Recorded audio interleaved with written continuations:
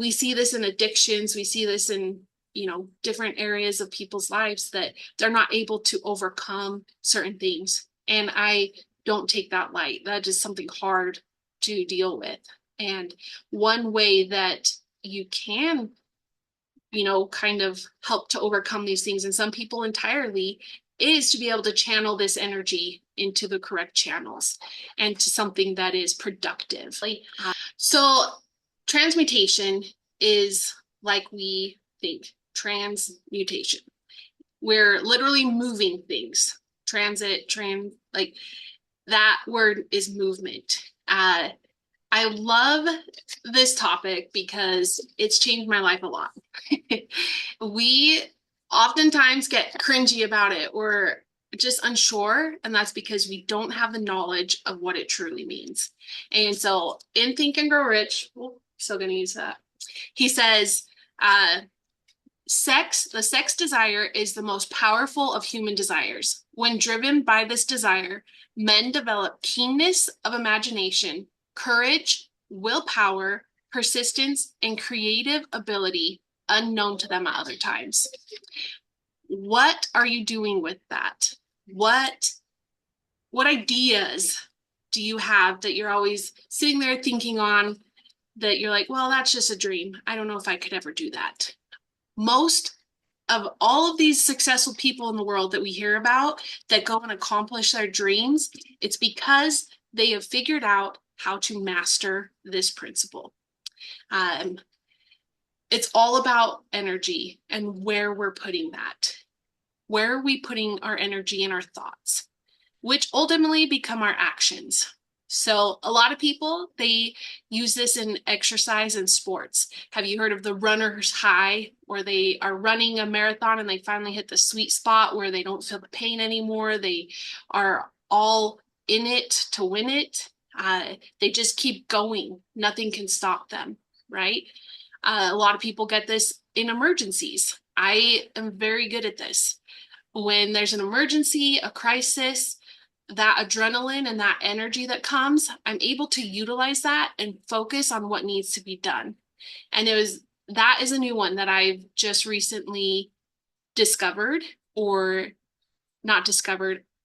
Somebody made that known to me, that that's one of my superpowers. I was like, I never realized I do that. And there's different ways that everybody is able to utilize that. So for those of us who are neurodivergent, we hyperfocus. You become so obsessed with a topic or a task that that's all you can focus on. And this is a good and a bad thing. We can take a topic and spend hours upon hours digging deep, going down into a rabbit hole and gaining this knowledge of a topic. We also can use it where we suddenly are up to a deadline and it's like, I've known about this for a month or more, and now I have 5 minutes to accomplish it, get it done. Thankfully, I've gotten a little bit better at not waiting till 5 minutes before. Sometimes it's a day before, but I'm able to get that done. An example I have of this that I didn't know that I had this superpower before is in my youth. So recently I was able to reconnect with quite a few people from school.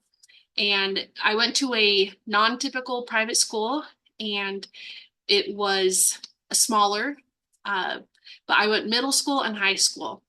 And so a few weekends ago, we spent some time together, and it was a lot of fun because hearing different people's aspects and where they've gone in life from then to now, it's fun, just to hear and see.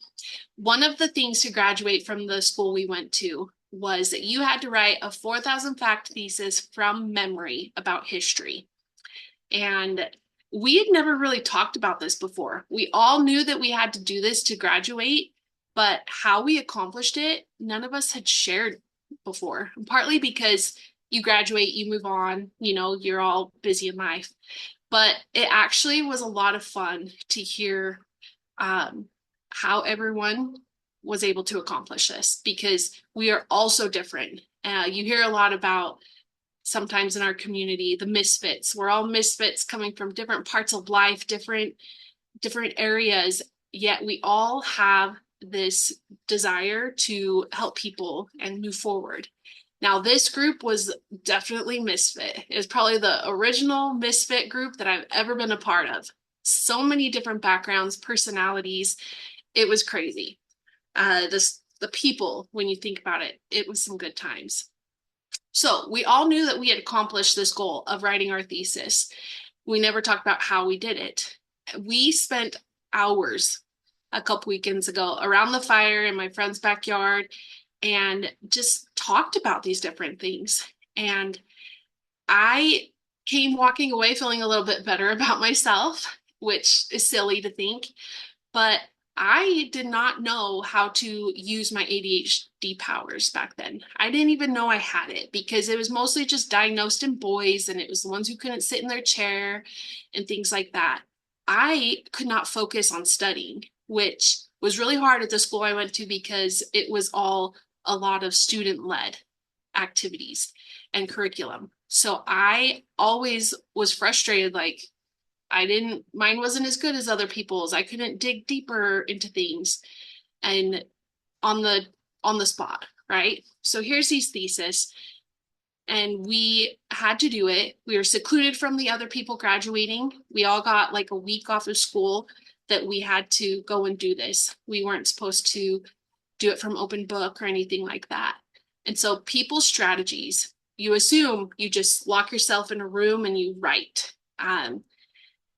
The strategies that people use was kind of cool to hear because we all just assumed that that's what each other did, even though I knew I didn't do it that way, because being in one room writing 4,000 facts from memory, I went crazy. I accomplished nothing. Most of my time was spent outside on a blanket writing or staring off into the distance until random things came to me, watching my neighbors' horses out in their field. But another kid was talking about how he would read a book that was on the topic, but not our history books. We were not allowed to open that up.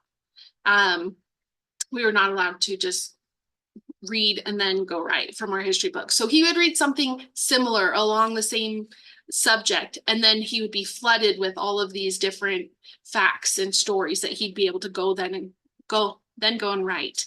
Another one was talking about how he made up songs to remember it. And another one was talking about how he would go running and things would come to him and he'd be able to go home and write it out. But it was so interesting hearing how all of us had the same goal end goal, but we all accomplished it so differently. And that's because we all have different learning styles, but also different energies, how we channel that. And here we are, a bunch of teenagers. And so to me, thinking back, I'm like, I'm amazed that we were able to do that at such a young age, that it didn't come right away. We all struggled for a couple days of like, how are we truly able to do this? But we accomplished it. Sadly, this school wasn't very successful at previous years. And so looking at us, anyway, going on in the future, they have changed things up because not everyone was able to do this, and it is not the typical learning style. But looking back, that we all accomplished this, and it's like something we have done that not many people have, is amazing. And it brought up deeper subjects with all of us. And, why do you think we're able to do that? And this topic came up. I was like, we are able to harness that energy and be able to hyper focus and get that done. Even though we didn't have this knowledge of what it was then, we were still able to do it. And it's because, like we learn about in Think and Grow Rich, this energy is something that we're all born with. It is part of us, part of every human. Some say have it stronger than others, but it's in our DNA. So whether, the sex transmutation is the easiest, most universal way to explain this harnessing of energy, but everybody's born with it. Everybody has it. So find where it is that energy that you use to accomplish something when it's push come to shove, and you figure out how to utilize that into the other areas of your life. I love in here, it says, he says, the desire cannot and should not be submerged or eliminated, but it should be given an outlet through forms of expression which enrich the body, mind, and spirit of man. If not given this form of outlet through transmutation, it will seek outlets through purely physical channels. And I think that's where a lot of people get hung up on this, because we see this in addictions, we see this in different areas of people's lives, that they're not able to overcome certain things. And I don't take that light. That is something hard to deal with. And one way that you can, kind of help to overcome these things, and some people entirely, is to be able to channel this energy into the correct channels and to something that is productive.